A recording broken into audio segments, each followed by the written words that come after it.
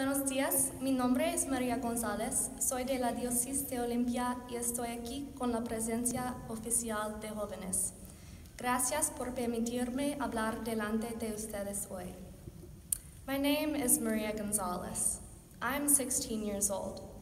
I am the daughter of a Pennsylvanian. I am also the daughter of a Mexican immigrant. My experiences as a Mexican-American female in the United States have played a prominent role in shaping my worldview and my beliefs. However, I would argue that my experiences as an Episcopalian have been even more influential. As I have grown up at St. Mary's in the Diocese of Olympia, I've learned what it means to strive for justice and peace, respect the dignity of every human being, and love your neighbor as yourself. But as I look at our world today, it's obvious that we suffer from a lack of love. This is apparent in racism, homophobia, sexism, and xenophobia. It can also be seen through war and poverty, but I think this lack of love is most clearly seen in the human rights abuses that occur daily throughout our world. These abuses come in a multitude of forms. In Colorado, a couple is unable to purchase a wedding cake because they are members of the LGBTQ community. In Nigeria, girls continue to be kidnapped by Boko Haram. In the Middle East, there are more than 7 million Palestinian refugees, and the Israeli-Palestinian conflict remains unresolved. At the Mexico-US border, migrant children who were separated from their families still have not been reunited with their parents. So, how do we, as Episcopalians, make things better? How do we teach love? It starts with making an effort to show that the Episcopal Church truly welcomes and supports all people, especially women, youth, minorities, and members of the LGBTQ community. Inclusivity is key. We must expand the language of liturgy so that it encompasses all people. We must continue to fund youth and young adult programs.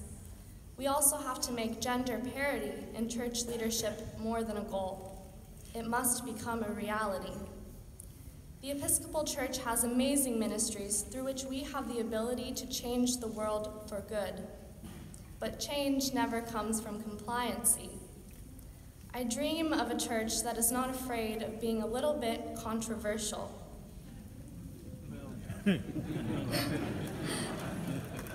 Controversial in that it stands for what is right instead of what is easy. This means questioning decisions made in Washington, D.C. that lack love and compassion. It means using the Office of Government Relations and the Episcopal Public Policy Network to make our voices heard.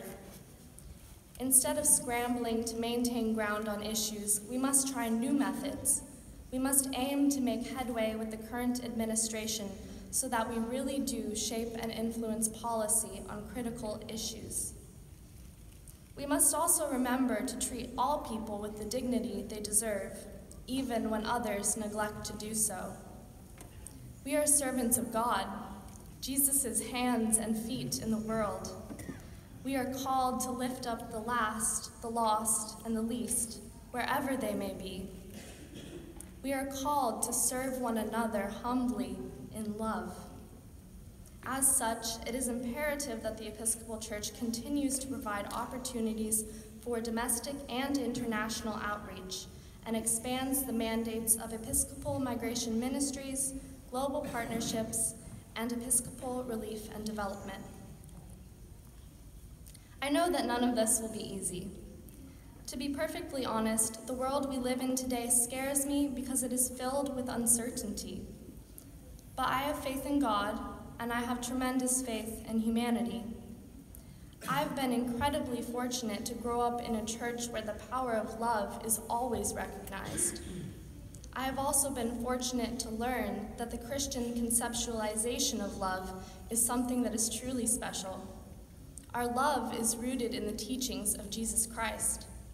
It is a love that bears all things, believes all things, hopes all things, and endures all things.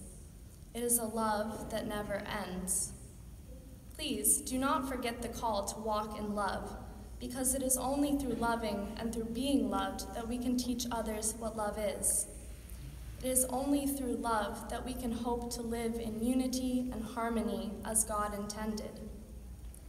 Finalmente, mientras nos esforzamos por mejorar este mundo, por favor, recuerde incluir a los jóvenes. Soy parte de una generación apasionada.